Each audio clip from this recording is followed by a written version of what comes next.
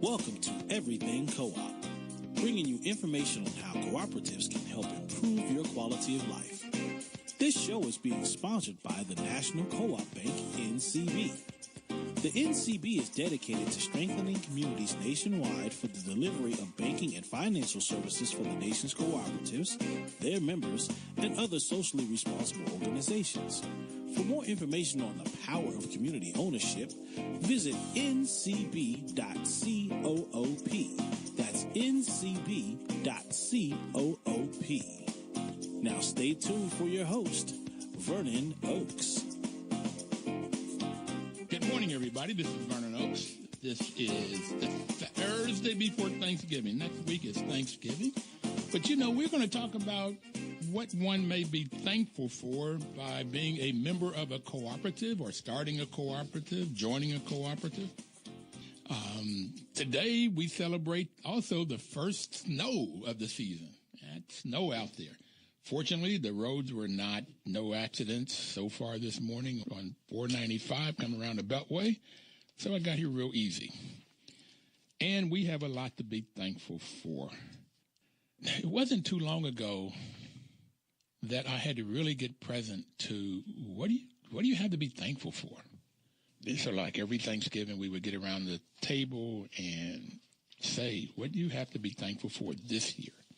So this particular show, we're going to talk about, and hopefully we'll have people to call in. The number is 1-800-450-7876, 1-800-450-7876. Call in and just give us your name, what co-op you belong to, what part of the country you live in or the world, and what you have to be thankful for. What are some of the things that you've learned? How have you been blessed by being a member of a co-op? So we're starting this season. Now, National Cooperative Bank sponsors this program, as you heard in the intro. And Roberta McDonald from Cabot Creamery, Cabot Cheese is what most people know them by. She said the people at NCB are angels. Okay, so the NCB, National Co-op Bank, was formed in the mid-'80s, early 80s, 1980s, to bring financial services to cooperators, particularly in low-income communities, marginalized communities, communities where they have not had the opportunity to enjoy the freedom of democracy, the freedom and the opportunities of the capitalistic society. So marginalized at best and sometimes really in poverty. Poor people working sometimes 2, 3, 4 jobs and still not having enough to make ends meet. That's my parents used to talk about. I didn't know as a young man what that meant as a boy. Don't have enough to make ends meet and borrow from Peter to pay Paul. More month than money. You may have heard some of these things if you grew up in a marginalized community like I did in West Virginia. So here comes along co-ops, and they are helping people. They are helping people to come together and bring in whatever pennies they've got, whatever skills and talents that they have, and they create businesses to solve community problems. And my uncle in New York, they didn't form a co-op, but they had something they call rent parties, which is all about these cooperative principles. Coming together, and they would have a party, and they would put in money, an entry fee, and they would sell food, and they may do a little poker or something and cut cards, or they may have raffles, and it was all to help whomever couldn't make their rent. So somebody in their multifamily, in their apartment building, fell on hard times, lost their job, got sick, whatever the case may be, they would have rent parties to help each other. That's an example of pooling resources to help somebody in need, and sometimes it's to solve a community problem. So co-ops form all kinds of different ways. In the early days in the African-American experience in America, we couldn't get money together to have a good funeral. So there was no money when you start talking about having slavery, no way to save money. It's almost no way to get any money, let alone save it, because you were at the mercy of the plantation owner, the massa. So people would come together and pool whatever they had to have borough societies. So when one of their loved ones died, they could put them to rest and have a funeral for them. So some of these examples of co-ops came out of Western Africa. They brought them over here with them. In Southern Africa, there was something called, which is today even, Ubuntu. I am because you are, and you are because I am. And so we support each other. We help each other. We know that if I hurt you, then I'm hurting me. If I help you, I'm helping me. So this whole concept of helping each other, it came out of Africa, it came out of Europe. It's very big in Asia. So this sort of sense of helping Latin America, it's all over. And if you go back and you look at the tribes, the way that we form tribes and people come together, everybody had their task to do. Okay, the men had their task, the women had their task, the young people had their task, and everybody had their task to do, such that if somebody didn't do their task, the whole community lost that. So the whole community was dependent on everybody doing what they were supposed to do in order for the community to survive. That's cooperation. That's all that is. And so if you go back and you look at history, and this is a side, but I had a wonderful opportunity to take a helicopter ride around the Grand Canyon. And because it was in a helicopter, we could really see how people live in caves. I don't know how they came down. It must have been ropes or grapevines or something.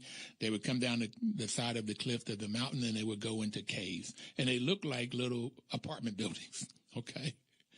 And they had these little caves. And so everybody had to work together in order to survive. This survival piece, pooling whatever resources that you had, so the family, the individual, the family, the community could survive. Cooperation. And that is, when you look at the ethical values of cooperatives, these were formed in 1844 in Europe. They talked about the ethical values of honesty, openness, social responsibility, and caring for one another. This caring for one another is so critical to me. Honesty is also honesty, integrity, really, really, really being your word. Transparency or openness is what they call it. Transparency. I mean, wouldn't it be great if everybody could see everybody's financials? I think it would be great because people wouldn't hide. And whether that's 45 and I would love to see this happen in housing co-ops, which is where I learned about co-ops, managing housing co-ops, that if all the different cooperators, housing co-ops, could see each other's financials, then they would learn, lessons learned on what does good management look like? Okay, governance and management. You look at each other and then learn from each other. If somebody's gets more income or more savings, why? What is going on that caused them to do that? Perhaps they spend less. Okay, perhaps they are better at choosing vendors and getting work done. So we can learn from each other. Now, there's a group that has helped food co-ops do this, that they all had the same chart of accounts. They send in their financials on a monthly basis. Group is called Cometric. And then these food cooperators can look at each other's finances. I think that's wonderful in this openness. But it's not only openness within one co-op. And food co-ops can be what is called a worker cooperative, or it could be a consumer cooperative. The worker cooperatives are owned and controlled by the employees. So a food co-op could be owned and controlled by those cash register people, those people that are bagging their groceries in the deli, all of these meat cutting folk, they all could be owners of the food co-op, this grocery store, if you will. Or it could be owned by the consumer, the people that shop there. And that's the normal way, in particular how co-op was started by the people that wanted to come together and create a business where they would have the food that they wanted, fresh produce, fresh vegetables, perhaps food that had less sugar in it, less caffeine, food that was good for the body, if you will, from the farm to the table, the closest time frame to go from the ground to the table. So these food co-ops were started by people that wanted to buy produce and vegetables and meats that was what they wanted, and they had decided that this was better for their health.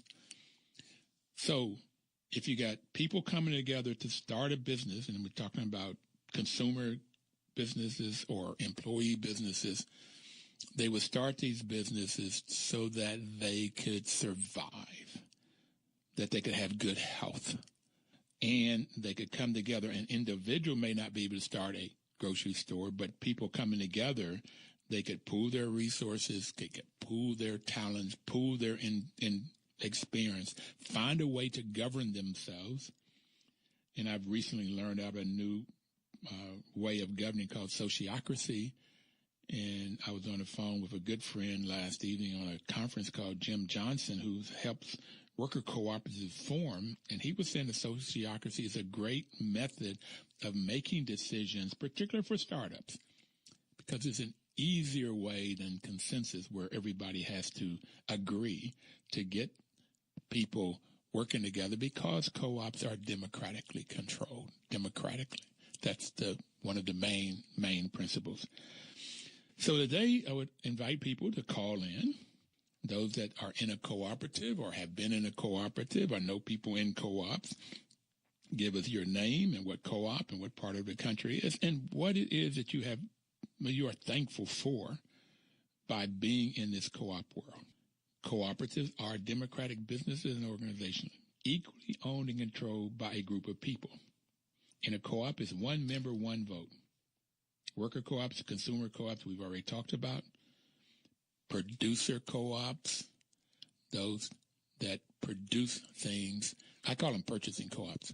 And producer co-ops are more like marketing co-ops. They produce things and then they sell them together.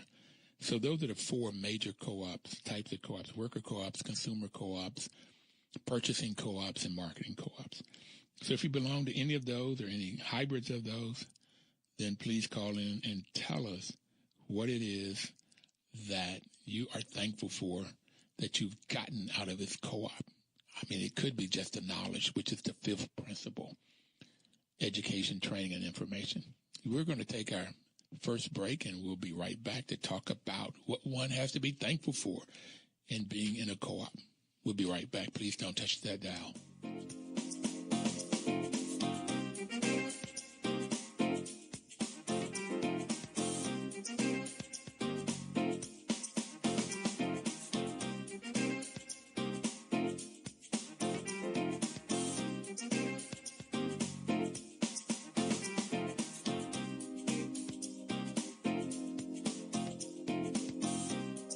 Washington, D.C.'s News Talk, 1450 AM WOF and 95.9 FM.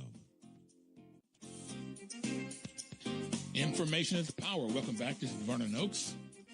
Hope you're having a great morning on this snowy Thursday morning, where we're talking about what one has to be thankful for by being a cooperative member or shopping in a cooperative. You know, we talked about a couple of the cooperative principles, and I like to go through all seven of them, called the Rochdale Principles in 1844. So volunteer and open membership. It's open to everybody. Okay? It's open to everybody. It doesn't make any difference about your race or your gender or how much money you have or what your politics are. It just doesn't make any difference. They're open to everybody. It's democratic member control, which we've already talked about. These are the reasons that co-ops rock. They really rock.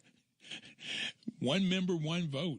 Again, in the capitalistic world, the more money you have, the more shares of stocks you can buy, and then the more power you have, the more influence you have when it comes to voting at member meetings.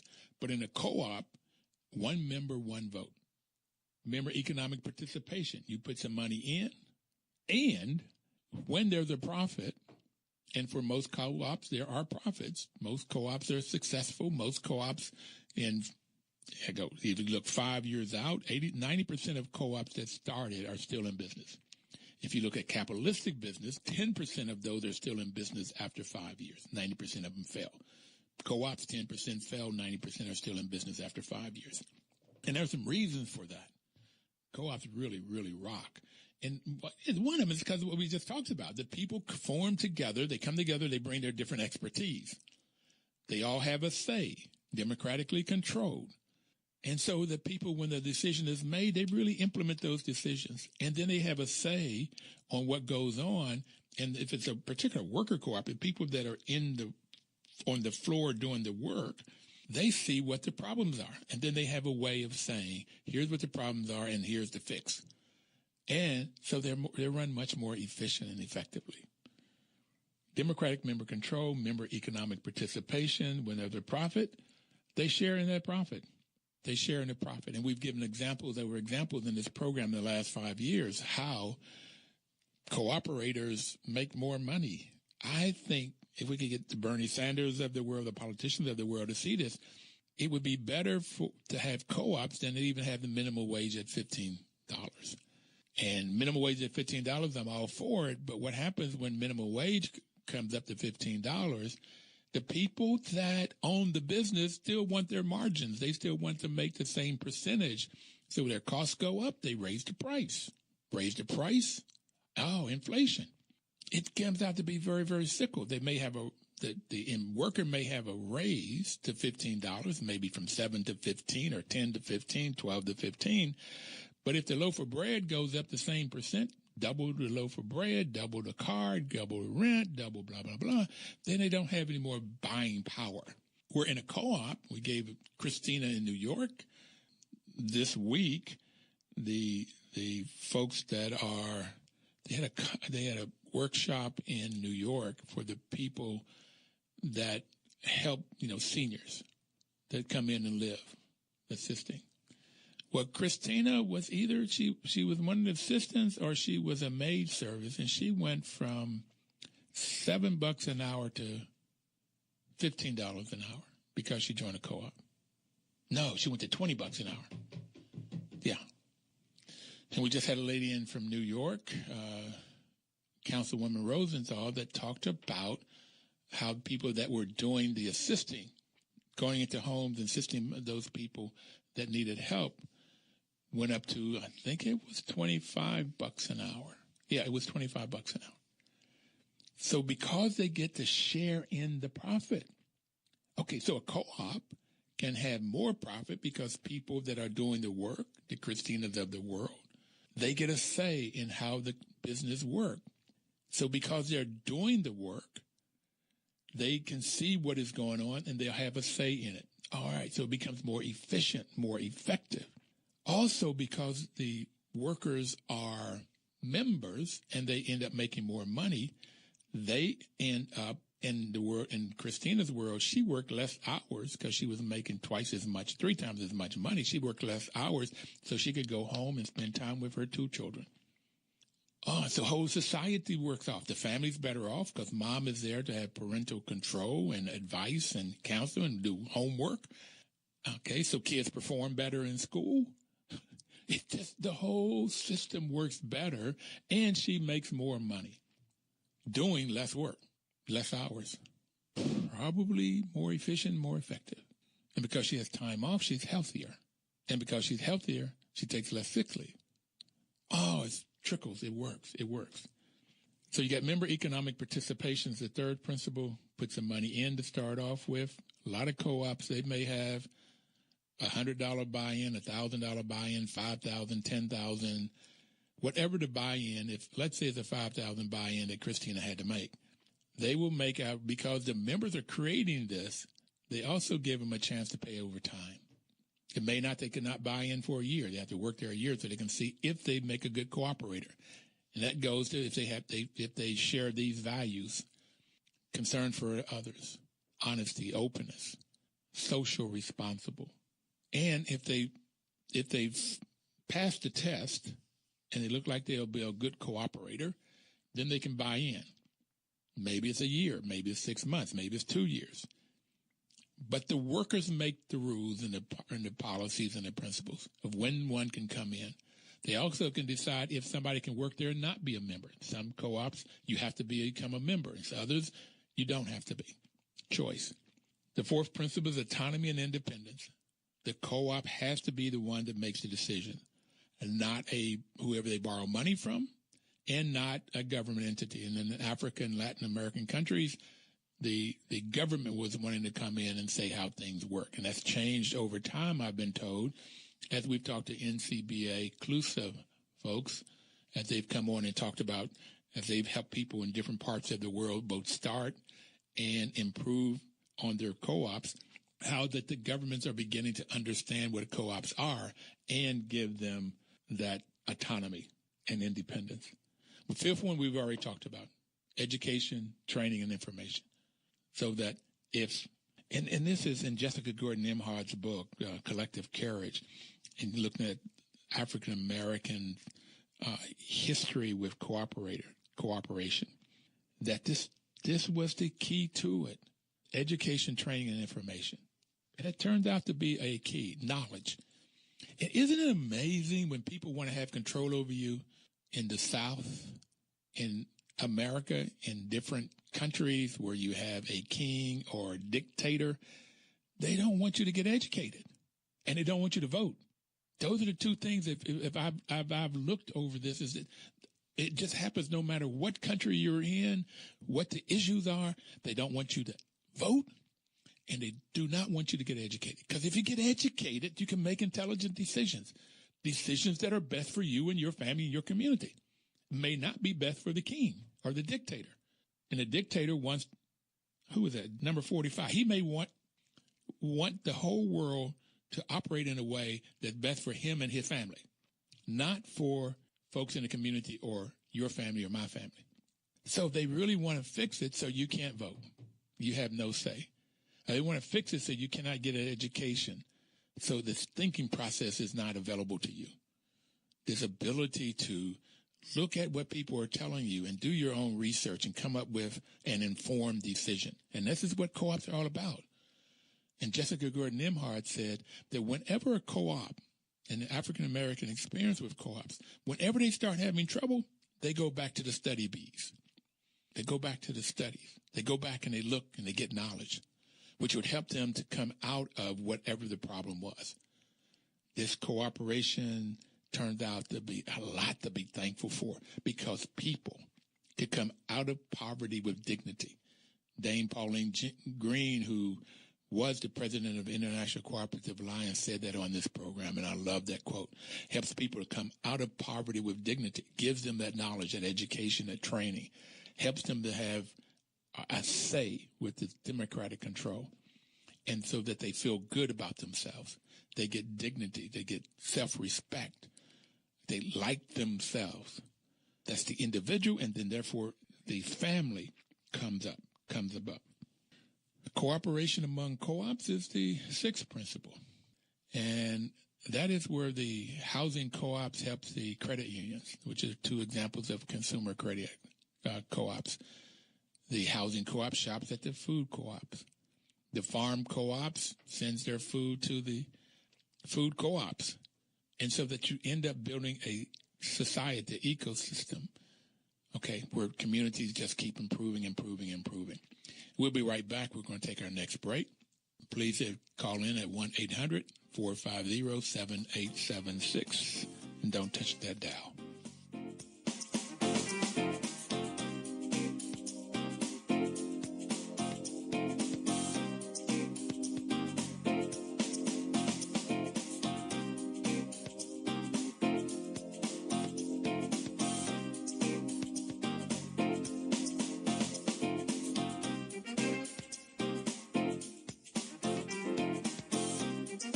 Washington, D.C.'s News Talk, 1450 AM WOF and 95.9 FM.